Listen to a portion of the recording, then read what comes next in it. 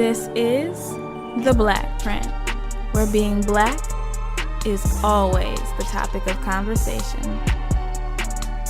The Blackprint is brought to you by Rhymes and Designs and Good Evil Art. Welcome back to the Blackprint. It's your host, MJ. While April is National Poetry Month, it is also National Sexual Assault Awareness Month. In recognition of Sexual Assault Awareness Month, we decided to do a special episode shedding light on this issue. We have with us today Tangie Terry, a sexual assault and domestic violence survivor and founder of Dear Uzuri, an organization that works to encourage women to properly heal from internalized pain and practice healthy communication. And she'll be talking about her journey, including her healing process. This is a very sensitive subject, and this talk may be triggering, so we urge you to do what's right for you and practice self-care.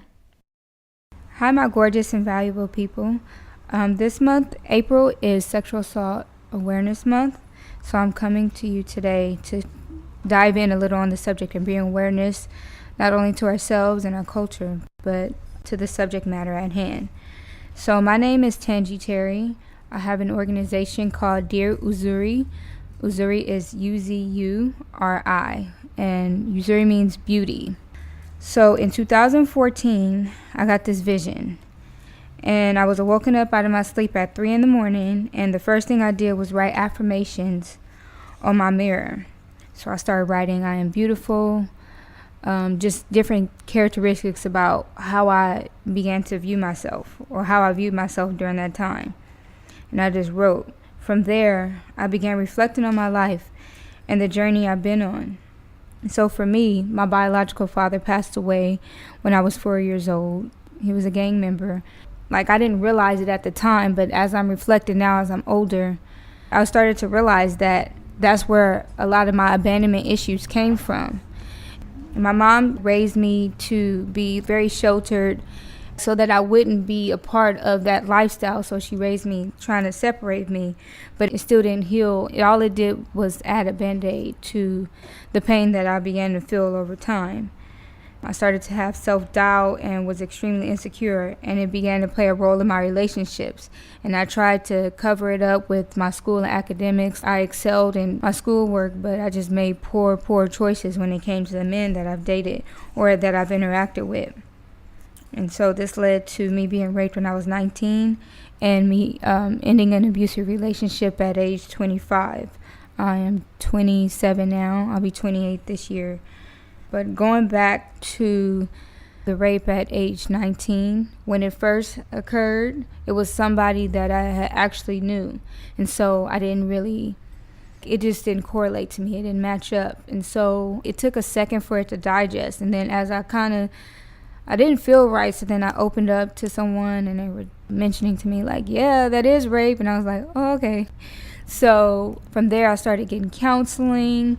A big part of my healing was attending the Vagina Monologues. It's a play by Eve Ensler, and she goes around and hosts these monologue plays from different women, and they tell the stories about what they feel about their vagina and go from there. And so I saw this particular piece on African woman in a village, and she was describing the rape, and it was just man, I didn't realize this really had happened to me. And so after that, I sunk into a depression, and I tried to commit suicide from there. But my friend, the one I had told in the first place, she caught on, and then she was like, you better get out that bathroom. So that's one of the reasons why I'm still here. But that was just the beginning of it. We're in a society and a culture where when things happen to you, you find different ways to cope with your pain. I really didn't know too much about healing. I just knew it happened to me, and I did a little counseling. And so I kind of just tucked it away. And then it still led to me going back to these toxic relationships. And then when I was 25, I was actually dragged out of a car from one of the guys that I was dating off and on for about 10 years. But I guess in the beginning, it's not really real. For those who don't know, I want to kind of dive into the definition of rape. And so rape is unlawful sexual activity and usually sexual intercourse carried out forcibly or under threat or of injury against the will, usually of a female or with a person who is beneath a certain age or incapable of valid consent.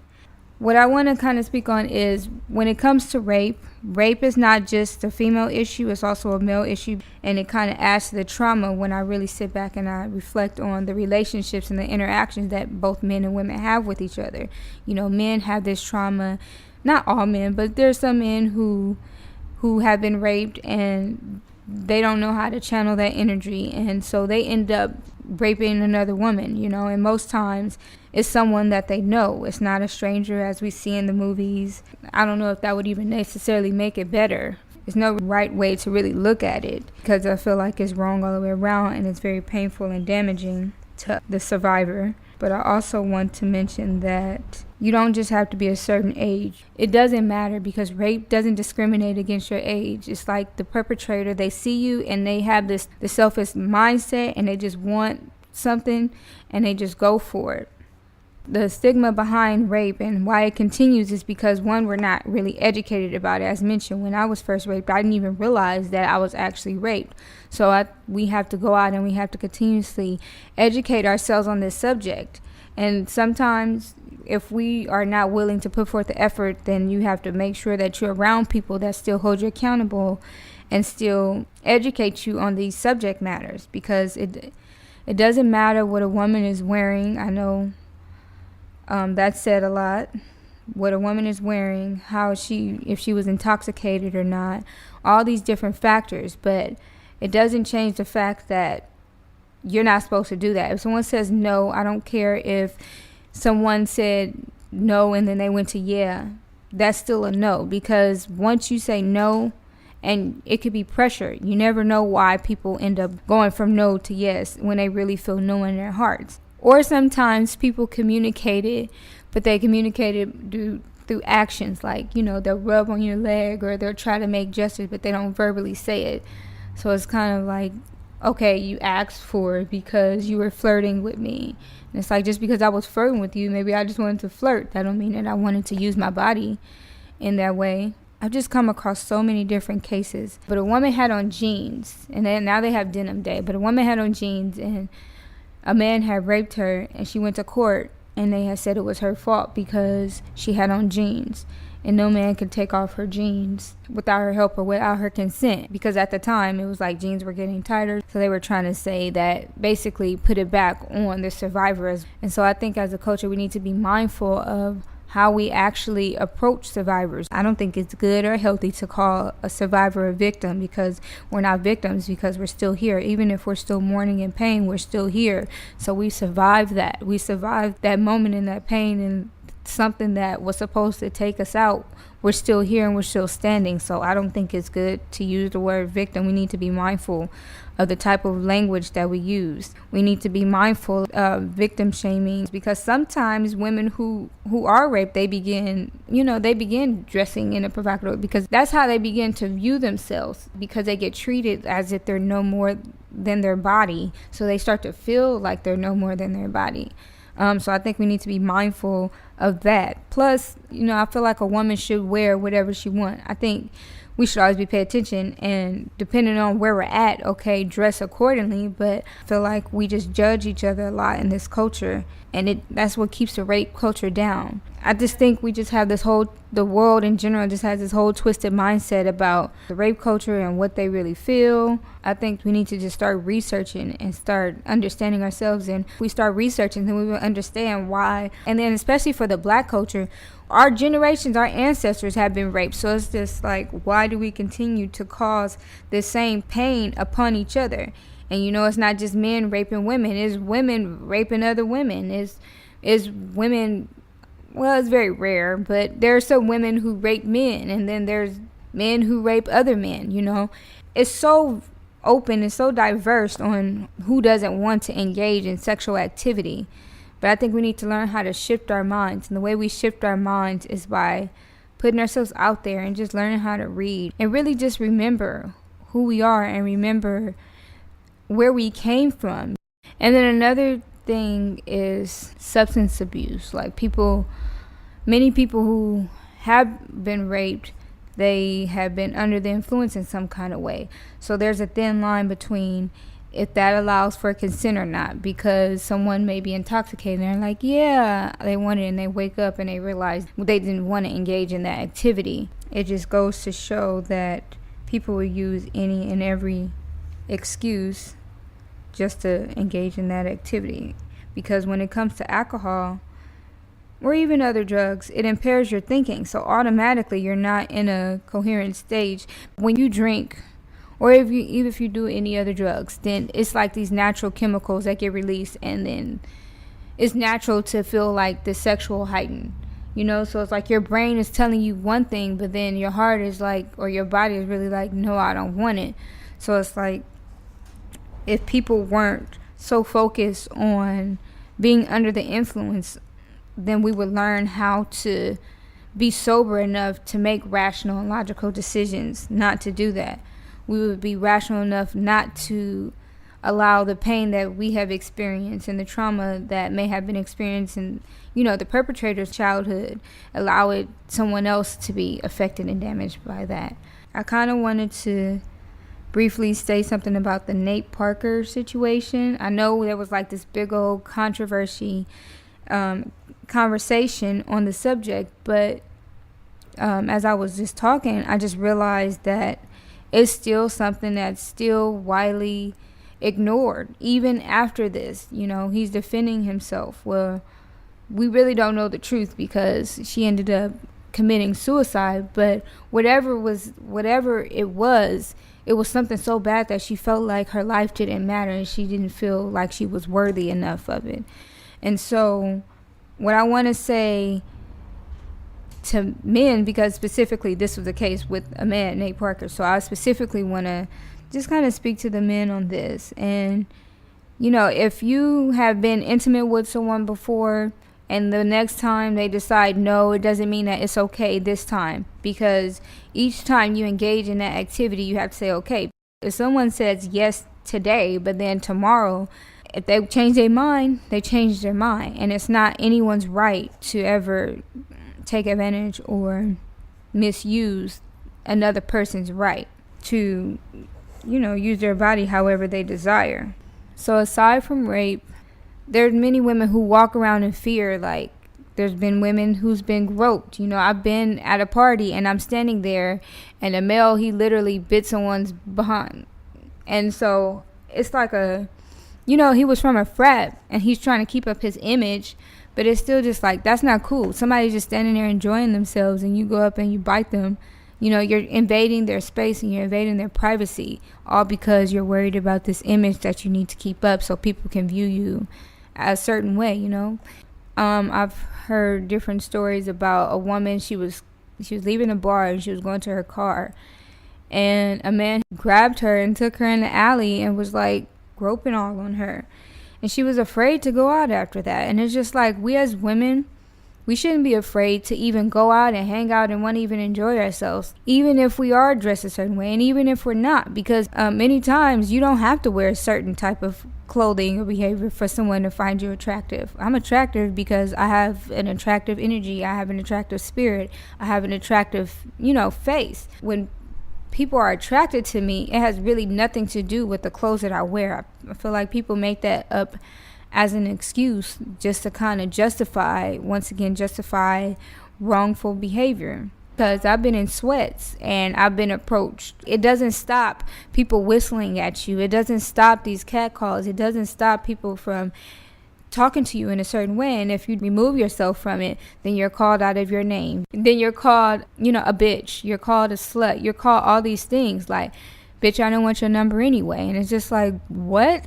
It's just, how did the conversation go from me walking down the street, trying to go to the store, you trying to talk to me, I'm saying no, and then it turns to I'm stuck up, or I'm this, I'm that. No, I just don't like to be harassed. No, I don't like to be called out of my name. And I don't feel like I should have to wear a certain thing just to be approached a certain way. Like, I'm a woman, so respect me for that. I know we're in this new age culture where a lot of women are getting back to our culture and we wear a lot of hair wraps. And I notice for me, if I wear a hair wrap, I get queen. How you doing, sister? But then if I have my hair just regular, just me, or if I had on a wig or whatever, I'll be more prone to be called a bitch with my hair outside of a wrap. Why do I have to have this certain look and this certain image for you to respect me? That just goes to show, like, if you don't respect women, you don't respect women. Don't put on the face one day and then if I look different the next day, then you're approaching me differently. No, be transparent and be honest. Like, if you don't respect women, don't act like you do, if you're still trying to understand women. I mean, it's okay because everyone has to own their truth in their own way, but I'm still trying to grasp the fact or the truth and reality behind why people really approach you differently based on the attire that you really wear. Because now it's even warping and shifting the minds of other women, and now other women are judging women like, well, you should wear a head wrap. What if I don't want to wear a head wrap? What if that's just not my thing, So now you have to tell me I have to wear a hair wrap for me to be called a queen? Like, no, I'm a queen because that's what my ancestors are. I'm a queen because that's who I am inside, and I'm powerful. I am a queen just because I say I am, and that's all there is to it. All this other fairy tale stuff behind it, I just think we just put too much emphasis on the wrong things, and that's what keeps the rape culture going and going and going. I think it's so many different avenues you can take, because since people aren't educated about it, sometimes people rape other people and they don't even know that's what they're doing. They're just blind to just like a survivor can be blind to the fact, the perpetrator can be blind to the fact, because as I mentioned earlier, if you're intoxicated and you try to engage in sexual activity with someone who's intoxicated, if you're not, then that's a no-no. It's automatically considered rape, but people don't know that, So if you don't educate yourself, but you have sex with someone and you guys are both under influence, or at least one person is under influence, but they never really said no, then it's like, well, what really is that, And so I think there's just so many different ways you can look at it. Well, yeah, it's a power trip and an ego trip for many. It's also, some people are just ignorant to the fact of what rape really is and sexual assault really is, and how damaging it can really be, And if you don't heal from that, how that same pain can trickle down to your children.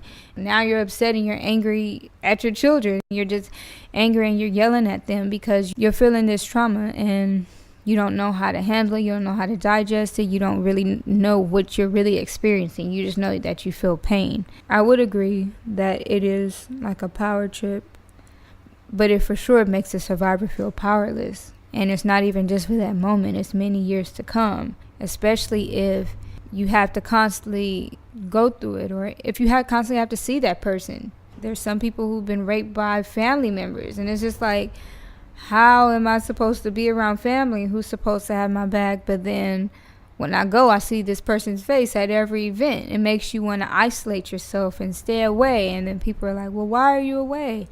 And it's like, you don't want to tell them because you don't want to look a certain way, and you don't want to be embarrassed, or you just don't want to put your business out there. And so you just isolate yourself. But the whole time, this person is there smiling in everybody's face, knowing that they did this. And I think that's sick in itself. Like, how can you be in someone else's face knowing that you did something to hurt somebody else? Like, yeah, you can work to be better, but how can you really sit in someone else's face and act like you never did anything? At least take ownership. I think it would help the healing process if you at least take ownership. Be like, yeah, I did this. I was in this place, and I would like you to forgive me. No, it's usually not that. It's usually people having the back of those who have, initiated rape against someone else. It continues this same cycle of people hurting each other and people not taking responsibility for their actions. And I think that adds a lot to the pain, not only from the perpetrator actually doing the act, but also those around that know about it and that just allow it to just happen. Like, why don't we stand up as a people, or even as a family? Why don't we learn how to stand up and say, you know what, this is what's going on, and no, it wasn't right, and really understand. Like, get him some counseling, get him around an environment where he would want to be better. But we don't do that. It's like this hush hush. If someone is going through something and we know it, if that person is not getting through to the person that they need to, but you have that power, or you have that ability, then why don't you step in and say, hey man, what you did was not right, it wasn't cool. But we just keep things to ourselves and like, well, that's their problem, and you just see somebody hurting more, and it's like, you can stop this pain, because if someone is already hurting, they already feel powerless, and you already have a little more strength because you're outside of the situation. Why don't you help lift this person up? Once again, hold each other accountable, but also providing reassurance to the survivor. Let them know that they're not alone, that it is okay, or it will be okay. Because many times we do feel alone, and we just get into our shell. Being a survivor, I realized I was like really, really angry all the time at times, and for a second I was having these flashbacks, like, what's wrong with me? And then I had to really start self-reflecting and really zone in and say, you know what? This is what happened. Like, I wrote down a timeline of my life and the experiences and the situations that I've gone through and how I've handled them and how I've dealt with them. And then from there, I was able to visually see where I was at in my life at the current moment and where I would like to be headed and what path I was still going on before I had wrote down everything. So that allowed me to start my healing process and clear my head and clear my mind of anything that I felt was my fault. I started writing an apology letter to myself. I started learning how to bridge relationships with my parents, because I didn't have a horrible relationship with my parents. As mentioned, I didn't grow up having the highest self-esteem. Now I realize, as I'm older, I'm searching for this father figure in all these men that I'm dating. Now I'm realizing they're not my father. And then when I really wake up and, they're coming off like they're my father, I'm like, man, you're not my daddy. Get away from me. And so it's just about really understanding and bringing self-awareness to who you are. That's how, if you're a survivor, that's how you learn how to move out of it. Writing down the events of your life, and not being ashamed of it, because you have this journey and you have this life that has been given to you. And sometimes things happen because we make poor choices, and sometimes it happens because it's supposed to happen. But regardless of the reason that comes, it's your story, and it's time to begin turning the pain that we have into power and not allowing it to hold us down.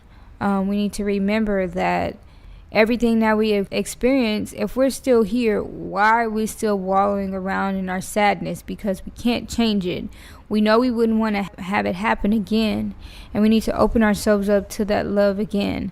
But we need to also pay attention, because many times, if you're a survivor and you've closed up and you've isolated yourself, in that moment you decide to open up your heart again. If you don't pay attention, then you can find yourself in the same exact cycle with the same exact patterns, or even it'll come in different ways. But if you really pay attention and you are more self-aware of yourself and your surroundings, then you'll begin to really pick up on how to move and channel yourself away from this rape culture energy that we have.